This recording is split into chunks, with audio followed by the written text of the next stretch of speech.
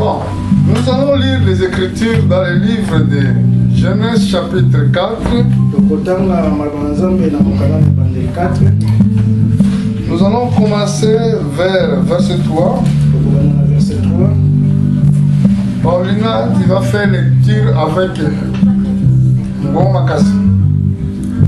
Au bout de quelque temps, Caïn fit à l'Éternel une offrande des fruits de la terre, et Abel de son côté en fit une des premières-nées de son troupeau et leur graisse.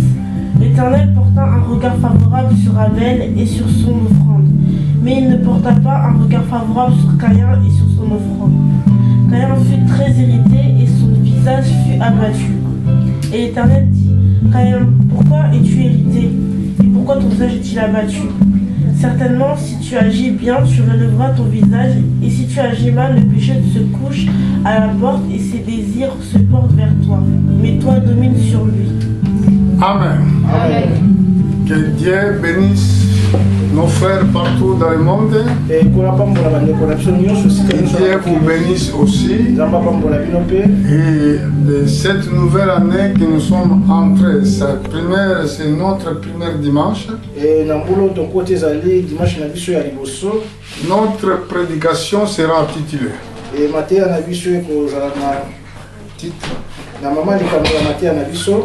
les plus petits ou les plus jeunes ou les plus grands servira les plus petits. Pendant ma méditation, Saint-Esprit m'a inspiré quelque chose de très important. J'ai compris pourquoi Satan il est en colère contre les hommes sur la terre. Si nous regardons sa façon que Dieu l'a créé, il avait vraiment raison de se revendiquer son droit. Et ceux qui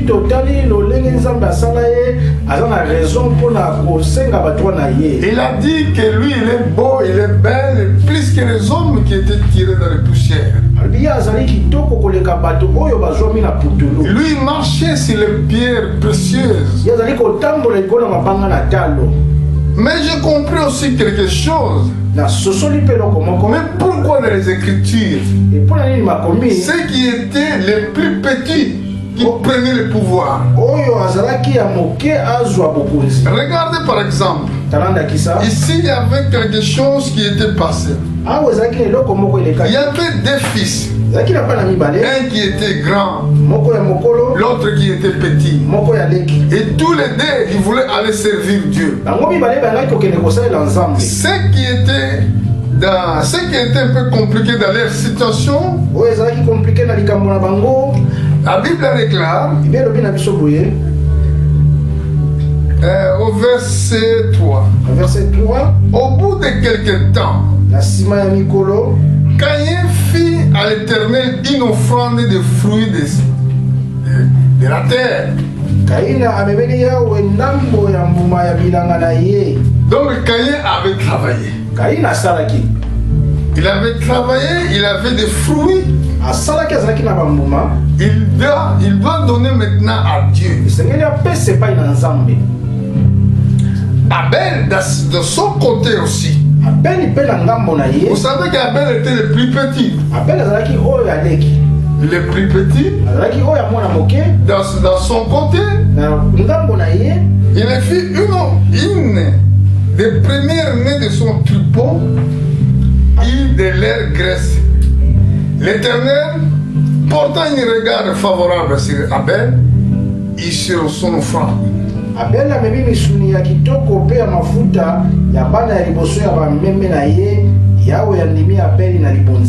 Mais il ne porta pas un regard favorable sur le Caïn et sur son offrande.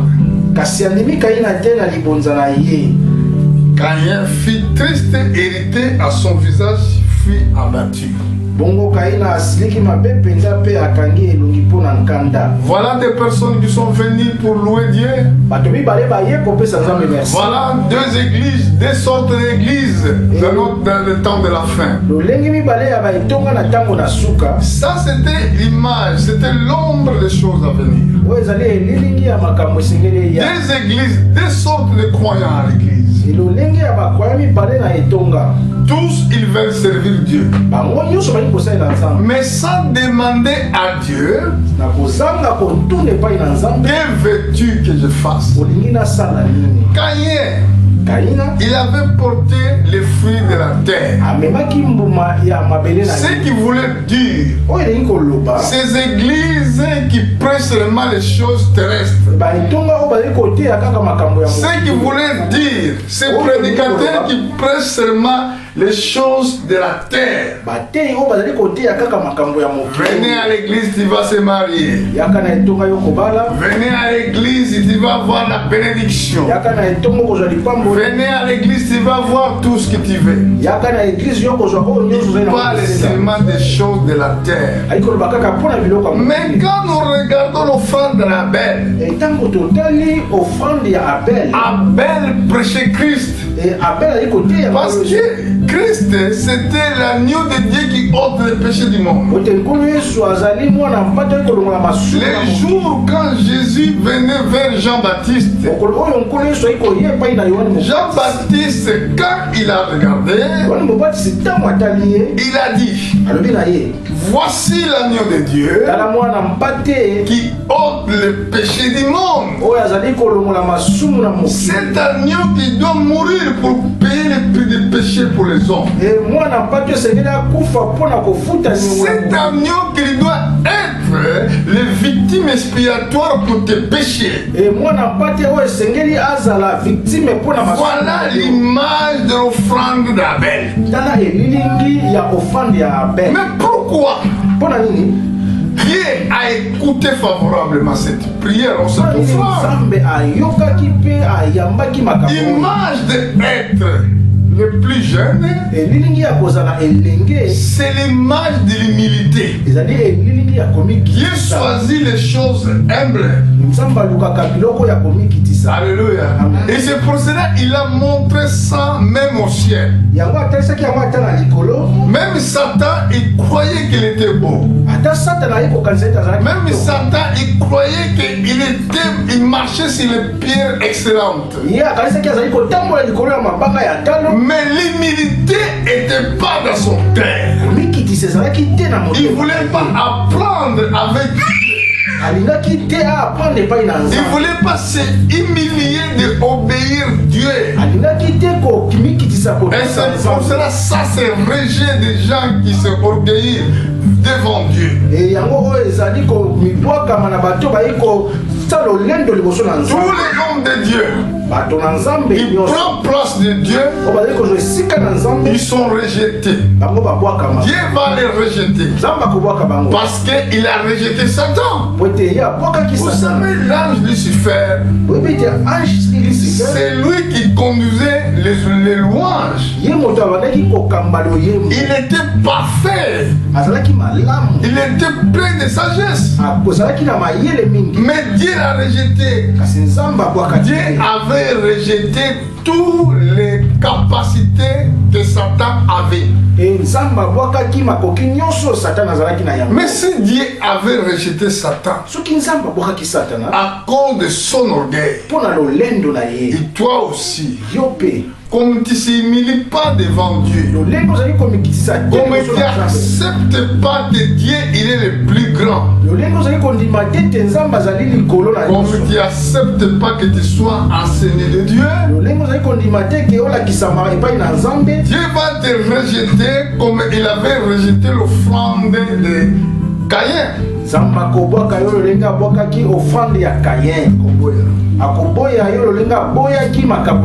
Parce que regardez par exemple, là nous avons vu que le plus jeune,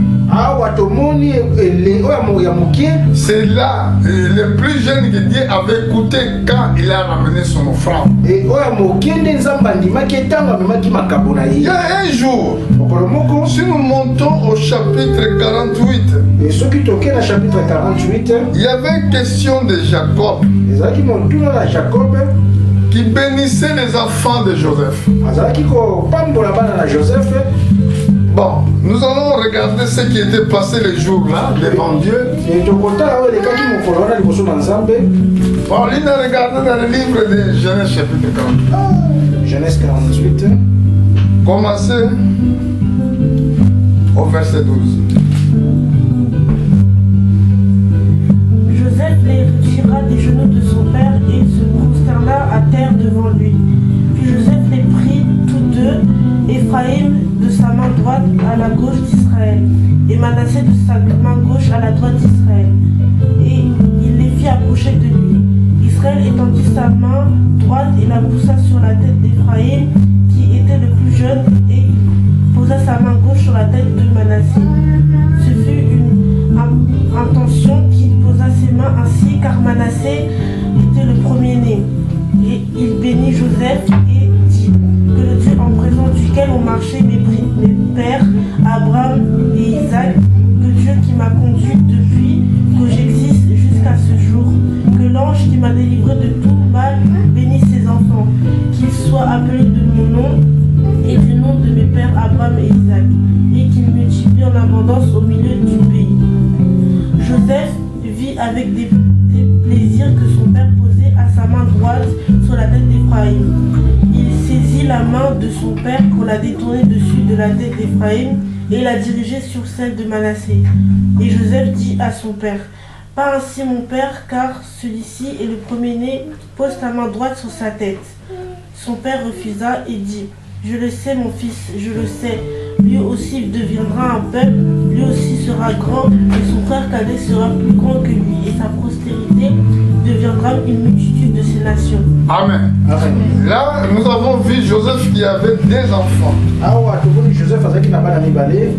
Il avait l'autre qui était Manassé, l'autre Ephraïm. Pendant qu'ils sont venus vers Jacob, parce que Jacob c'est lui Israël. Parce que Dieu avait changé le nom de Jacob à Israël. Et là, les deux enfants sont venus parce que Joseph voulait que son père bénisse les deux enfants. Mais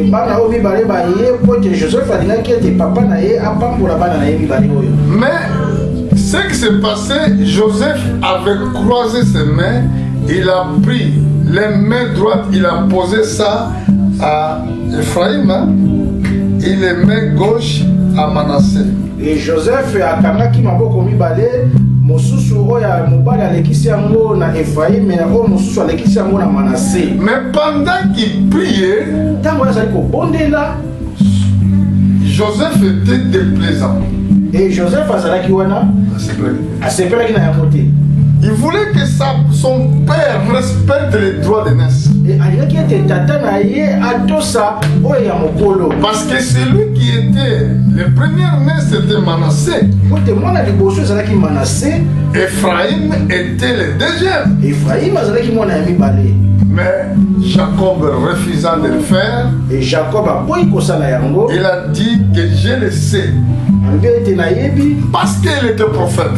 Dieu a révélé la postérité d'Ephraïm. Il sera tellement grand que celui de Manassé. Souvent dans les familles, on voit ça aussi. Nous allons voir que le dernier de la famille qui est beaucoup béni par rapport aux plus grands. Comme moi, je suis né le dernier de la famille. Mais je suis le seul prédicateur. Tous les gens qui étaient devant moi, ils ne sont pas des prédicateurs. Ils prêchent pas l'évangile. Voilà ce que Dieu fait. Voilà ce que Dieu avait fait aussi avec Jacob. Donc quand moi j'ai commencé à sonder les Écritures, de vouloir comprendre les mystères, et j'ai compris que quand on parle le plus jeune, c'est l'image de l'humilité.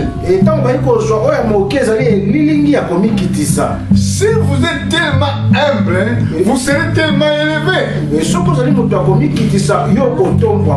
Une femme qui respecte son mari à la maison, Dieu va l'élever. Parce que l'image de l'humilité possède la gloire. Ça s'écrit où? Peut-être dans les livres des Proverbes. Allez voir ces versets dans les livres des Proverbes chapitre 18. Je vais voir cet verset. Nous allons voir qu'est-ce que la Bible nous dit. C'est bon que nous tous, que Dieu nous aide à avoir l'esprit d'humilité.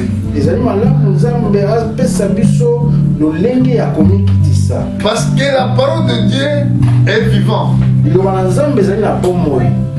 Dieu ne change pas sa façon de faire des choses.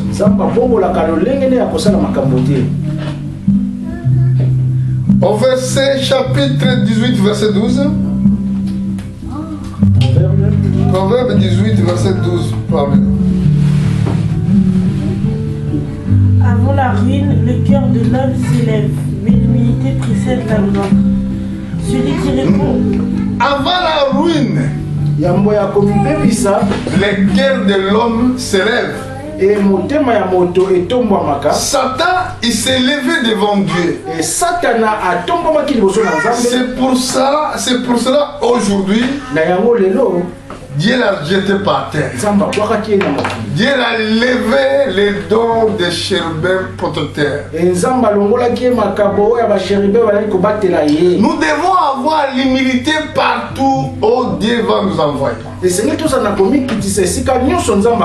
L'enfant obéit tes parents. Humilié devant tes parents. Femme, chacun soit soumis à son mari.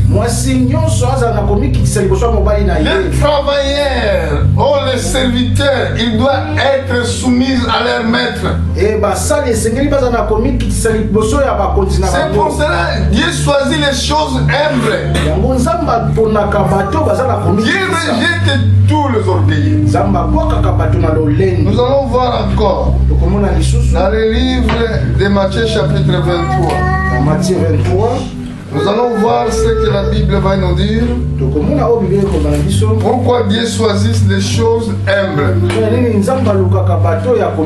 Quand vous êtes humble, Dieu va te révéler sa parole. Regardez tous ces pasteurs qui se lèvent devant les gens des hommes. Ils ne connaissent pas même les mystères prophétiques.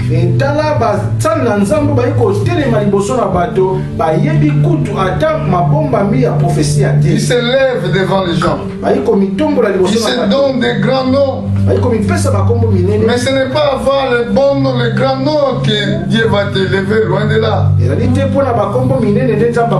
Dieu choisit les choses humbles sur la terre. Matthieu chapitre 23 verset 12, écoutez la parole de Dieu. Matthieu 23 12, quiconque s'élèvera sera abaissé et quiconque s'abaissera sera élevé. Amen. Amen. J'ai compris quelque chose d'important. L'image des jeunes que Dieu choisissait. Oh, les hommes, comment je dirais-je, les plus jeunes, souvent dans les Écritures, il y a les hommes qui étaient les plus jeunes. C'est ça les hommes que Dieu choisissait. Mais ceux qui étaient les plus grands, Dieu ne les choisissait pas. Ceux qui croient qu'ils sont plus intelligents que les autres, Dieu ne les choisit pas. C'est ça qui était passé au jardin d'Éden. C'est ça qui va arriver au temps de la fin. Il y a deux sortes d'églises. Il y a une église qui ont la connaissance de la vérité selon la révélation prophétique. Il y a des églises qui auront donné leur temps dans les sciences, dans la théologie.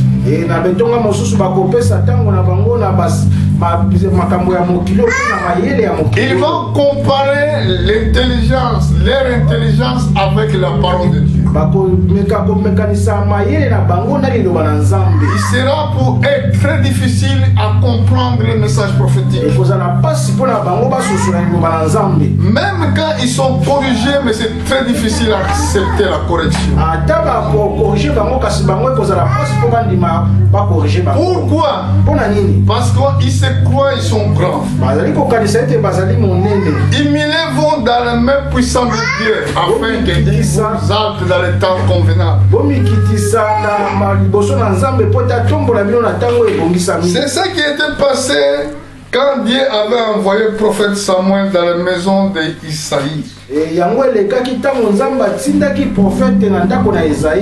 Écoutez ce qui était passé. Quand Samuel avait péché, quand Samuel ne marchait pas, ne respecte pas la loi de Dieu,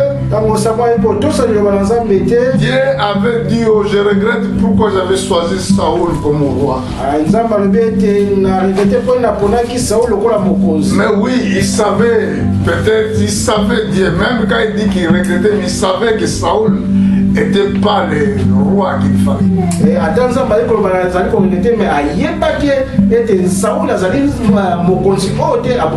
Afin que les Écritures reçoivent son accomplissement, il a permis cela. Dieu permet à des fois dans votre vie, vous allez avoir des choses bizarres, mais la Bible déclare tout concourt au bien de ceux qui aiment Dieu.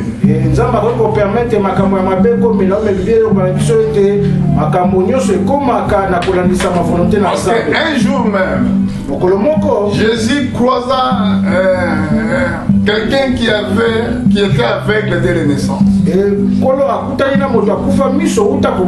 Maintenant, les apôtres ont posé cette question. Qui avait péché afin que ce homme-là naisse aveugle? Voilà, c'était une bonne question que les apôtres ont péché. Les apôtres ont posé une vraie question. Mais écoutez la réponse de notre Seigneur. Ce n'est pas quelqu'un à pécher, ni son père ni sa mère. Mais il était né aveugle afin que les œuvres de Dieu soient manifestées. Toi qui te poses la question, pourquoi je ne marie pas? Pourquoi des fois j'ai des problèmes? Mais Dieu le sait pourquoi tu es comme ça. Il te laisse avec certaines faiblesses afin que les œuvres de Dieu soient manifestées. Ici nous avons vu, si nous regardons par une nation attentive, nous allons lire verset 7. 1 Samuel chapitre 16. Nous allons regarder attentivement au verset 6 et tu commences à descendre. 16. Je lis les Écritures. Lorsque il entrait, il s'est dit en voyant Eliab, certainement loin de l'Éternel et ici devant lui.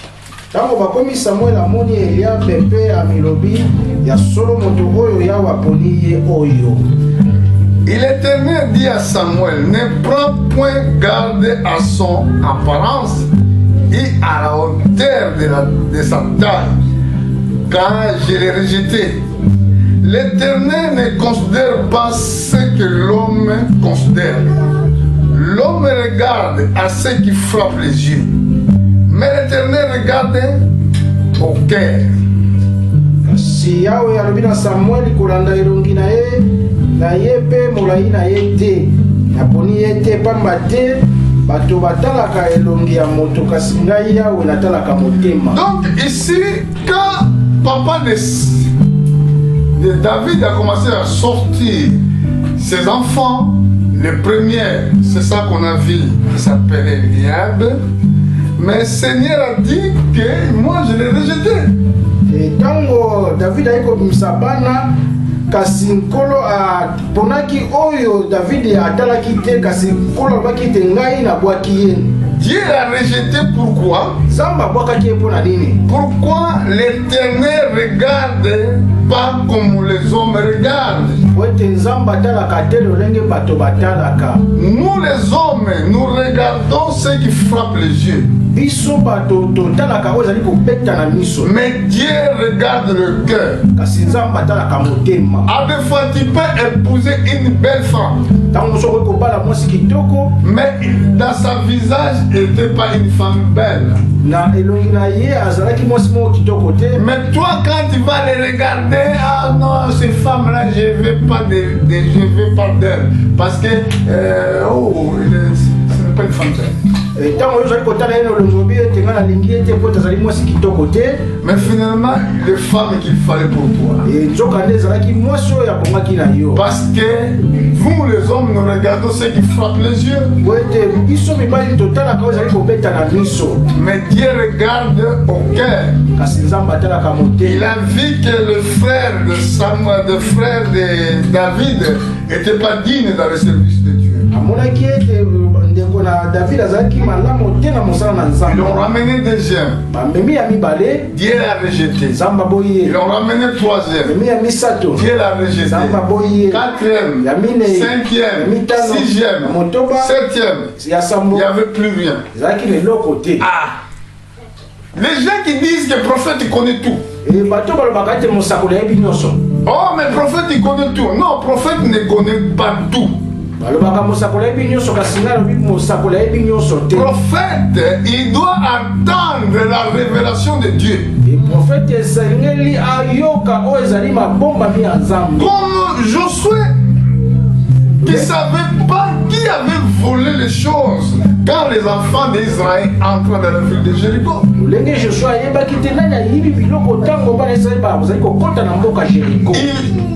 Quand les enfants d'Israël entrent dans Jéricho, il y avait quelqu'un qui s'appelle, le nom qui m'échappe un peu, il avait volé les choses qui étaient de Dieu, les choses de l'Éternel. Il s'appelait Can. Mais Josué ne savait pas. Pourquoi vous dites que le prophète il connaît tout? Non, le prophète ce n'est pas Dieu. Le prophète ce n'est pas le cœur de Dieu. Ici nous avons vu Samuel. Il ne connaissait pas quel était l'enfant que Dieu avait choisi pour être roi Israël. Regardons au verset 11. Puis Samuel dit à Isaïe, son sang là, tous tes fils. Il a répondu, il reste encore plus jeune, mais il fait paître les brebis. Voilà l'image de paître les brebis. Mais question a été donnée. Puis Samuel dit à Isaïe, son sang c'est tous tes fils. Il a répondu, il reste encore les plus jeunes, mais il fait paître les brebis. Alors Samuel dit à Isaïe, envoie les chercher, car nous ne nous placerons pas avant qu'il y soit venu ici.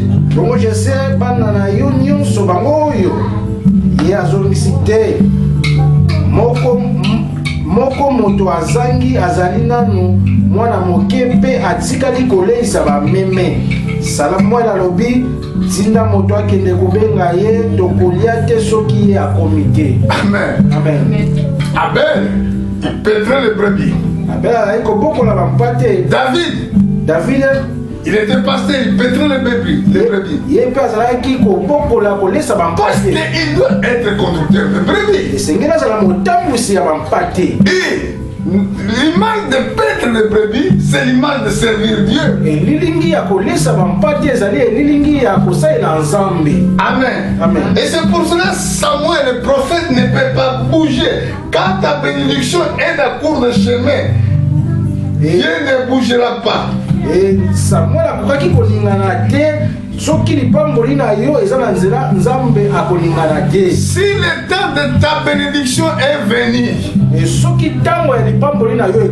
vouloir comme non, l'ange de Dieu ne bougera pas. La bénédiction ne t'échappera pas. Il était là, attendez. Allez les chercher. Ils ont pris cheval, allez chercher David.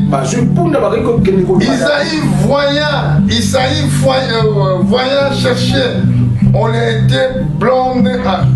Il était blonde avec des beaux yeux, une belle figure. L'Éternel dit à Samuel, lève-toi, mouelle, car c'est lui. Je sais à Tidi Batoba kende kobenga David peye ayei. Azalaki montane miso makasi pe elongi kitoko. Yawe alobina Samuel. Il était tout petit. Même son père l'a oublié. Il a choisi les autres, mais il a rejeté celui-là. Il a oublié celui-là. Vous vous inquiétez. Oh, mon père m'a abandonné, ma mère m'a abandonné, mais Dieu ne t'abandonnera jamais. Ton père peut oublier. Ta mère peut oublier. Mais Dieu ne t'oubliera jamais. Car le temps sera venu de la bénédiction où que tu seras béni. La bénédiction te trouvera. Il viendra sur toi. Comme c'est écrit dans le livre de Deutéronome. Regardez rapidement dans le livre de Deutéronome. Chapitre 28. Chapitre 28. Je suis au verset, je crois, nous allons lire ces écritures-là. Ce qui débloque la bénédiction dans la vie des hommes. N'oubliez pas, David était le plus jeune. Pourquoi Dieu choisit le plus jeune? Beaucoup disent que moi aussi je suis le plus jeune. Ce n'est pas ça les questions prophétiques. Ce qui est le message codé prophétiquement, ça veut dire le plus jeune, l'homme qui s'est humilié devant Dieu. Parce que souvent les hommes mais la loi bon, ils dirigent les enfants. Oh, toi tu peux me faire ça, toi tu peux me faire ça. Et les hommes se comportent comme ça avec les enfants. Parce que les enfants, ils obéissent toujours. Ils ne rejettent pas quand ils sont envoyés. Comme Jésus-Christ avait pris un petit enfant mis au milieu des apôtres, il a dit celui qui ne va pas se considérer comme ce petit enfant n'entrera pas dans le royaume des cieux.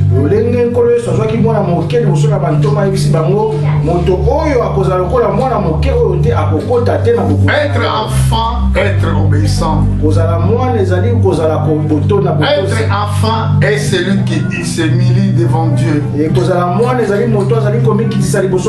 un enfant, celui qui accepte que Dieu l'envoie. Être enfant et être véritable disciple. Un disciple est celui qui prend devant son maître. Mais si tu es grand, tu ne peux pas apprendre, c'est impossible. Et c'est pour cela dans le livre de Deutéronome chapitre 28, lisez verset 1d, qu'est-ce que la Bible dit? Si tu obéis à la voix de l'Éternel, ton Dieu, en observant et en mettant en pratique tous ces commandements que je te prescris aujourd'hui, l'Éternel ton Dieu te donnera la supériorité sur toutes les nations de la terre. Voici toutes les bénédictions qui répandront sur toi et qui seront ton partage lorsque tu obéiras à la voix de l'Éternel ton Dieu. Tu seras béni dans la ville et tu seras béni dans les camps. Le fruit de tes entrailles, le fruit de ton sol, le fruit de tes troupeaux, les portées de ton gros et de ton menu bétail, toutes ces choses seront bénies. Ta corbeille et ta huche seront bénies. Tu seras béni à ton arrivée et tu seras béni à ton départ. L'Éternel te donnera la victoire sur tes ennemis qui s'élèveront viendront contre toi, qui sortiront contre toi par un seul chemin, et s'enfuiront devant toi par 7 chemins. L'Éternel ordonnera la bénédiction sur toi avec toi dans tes greniers et dans toutes tes entreprises.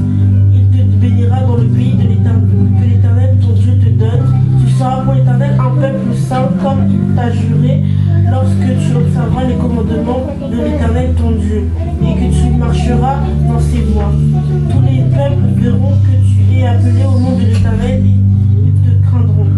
L'Éternel te comblera de bien en multipliant le fruit de tes entrailles, le fruit de tes troupeaux et le fruit de tout sol, dans le pays que l'Éternel a juré à tes pères de te donner. L'Éternel t'ouvrira son bon trésor, le ciel, pour envoyer à ton pays la pluie en son temps et pour bénir tout le travail de tes mains. Tu prêteras à beaucoup de nations et tu emprunteras point. L'Éternel fera de toi la tête et non la queue. Tu seras toujours en haut et tu ne seras jamais en bas. Lorsque tu obéiras au commandement de l'Éternel ton Dieu et que je te prescris aujourd'hui, lorsque tu observeras et les mettras en pratique. C'est bon. Amen. Amen. Nous avons fait une longue lecture. Je ne peux pas avoir le temps de tout expliquer, mais vous allez méditer ça ou lire ça à la maison. La Bible dit, si tu obéis la voix de l'Éternel ton Dieu, condition d'être obéissant à la parole de Dieu, et observant en mettant en pratique tous ces commandements que je te prescris aujourd'hui, l'Éternel ton Dieu te donnera la supériorité sur toutes les nations de la terre.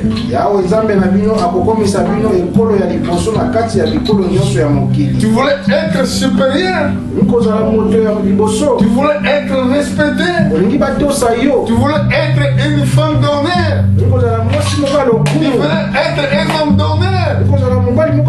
Ce que tu dois faire, tu dois obéir ton Dieu de tout ton cœur. Il a dit au verset 2, voici toute la bénédiction qui se répandront sur toi, qui seront ton partage lorsque tu obéiras la voix de l'Éternel ton Dieu.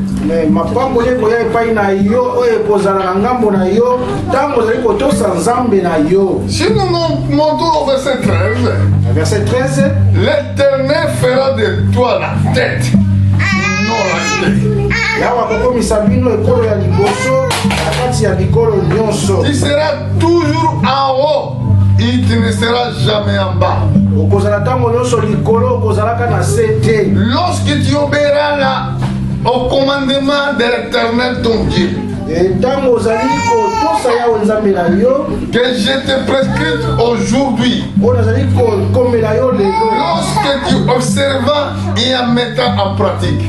Beaucoup de gens veulent aller voir les musiciens, ils payent l'argent parce qu'ils voulaient être connus au monde.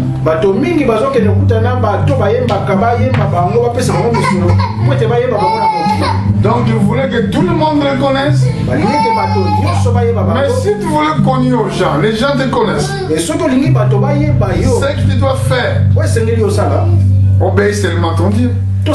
Servez Dieu. Vous allez voir, même dans les autres pays, ils vont te connaître. Ou peut-être où tu partiras jamais. Parce que Dieu, il est la parole. Le ciel et la terre passeront. La parole de Dieu ne passera pas. Vous pouvez s'opposer comme vous voulez à celui qui croit Dieu, à celui qui marche avec Dieu. Vous tomberez sur ses pieds. Comme c'est écrit au verset 7. L'Éternel te donnera la victoire sur tes ennemis qui se lèveront contre toi. Ils sortiront contre toi par un seul chemin. Ils fuiront devant toi par 7 chemins.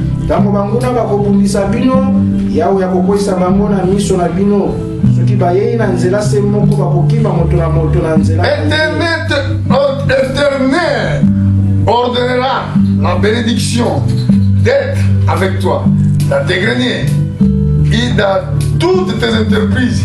L'Éternel bénira dans le pays que l'Éternel ton Dieu te donne. Yawe nzambe na bino akobatela bisika bokozala akoboka bilei na bino na mboka oyo akopesa bino akobokisa misala na bino nyonso. Remarquez, la Bible dit l'Éternel ordonnera. Tala awa pe lobi yawe nzambe na bino akopesa. Ça sert à rien de dire je ne sais pas pourquoi moi je ne suis pas béni, pourquoi je suis comme ça, pourquoi les choses ne marchent pas. Première chose est obéir à Dieu.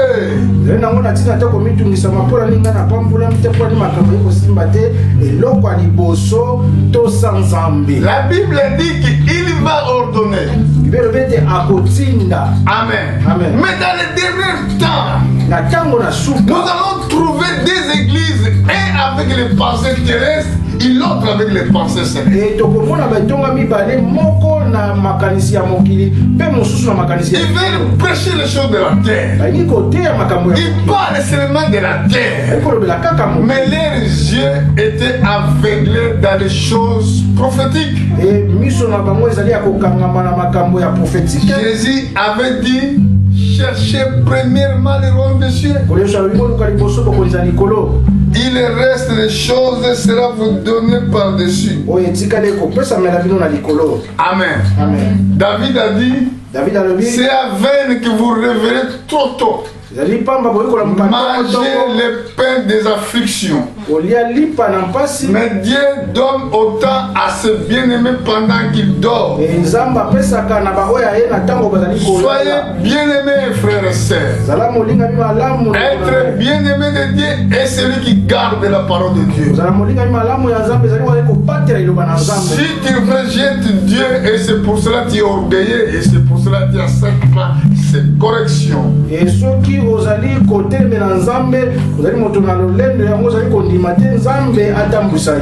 Dieu te conduit, tu seras béni sur la terre. Tu seras béni au ciel aussi. Parce qu'au ciel, Dieu a gardé de bonnes choses. Et c'est pour cela qu'il est dit, cachez votre trésor au ciel. Où il n'y a pas de voleurs là-bas au ciel. Dieu nous aime. Il nous accorde sa parole. Oh frères et sœurs, pendant qu'il écoute cette parole, essaie de voir les sentiments qui animent ton cœur. Est-ce que tu s'opposes à la parole de Dieu ou non? Dieu choisit les choses humbles. Dieu choisit les choses viles pour confondre les plus forts. Demandez à Dieu l'esprit d'humilité. Demandez à Dieu l'esprit d'obéissance. Demandez à Dieu l'esprit d'aimer la parole de Dieu. La Bible déclare, si vous demandez quelque chose selon sa parole, si vous demandez quelque chose selon sa volonté, il vous écoute. Il est Dieu qui écoute les prières. Il a dit, venez à moi, tous que vous êtes fatigués, je vous donnerai le repos. C'est lui seul qui a dit, je vous donne le repos. L'argent ne te donnera pas le repos. La richesse du monde ne te donnera pas la paix. Cherchez les choses d'en haut. Affectionnez-vous dans les choses d'en haut. Non, celui-ci qui sont sur la terre. Prêchez le bon évangile. Ne prêche pas les gens pour intérêt d'avoir l'argent. Ne prêche pas pour intérêt quelconque. Dieu est juste. Il connaît tous vos besoins. Approchez-vous devant lui avec un cœur sincère. Obéissez Dieu dans votre vie, dans votre tout ce que vous allez faire dans la vie. Pour aujourd'hui, nous disons que Dieu vous bénisse. Après, allez lire Romains chapitre 9, que j'avais même pas le temps d'expliquer. Lisez tous les chapitres, vous allez voir le mystère de Jacob et Esaü. Que Dieu vous bénisse. Nous allons se mettre debout pour remercier Dieu.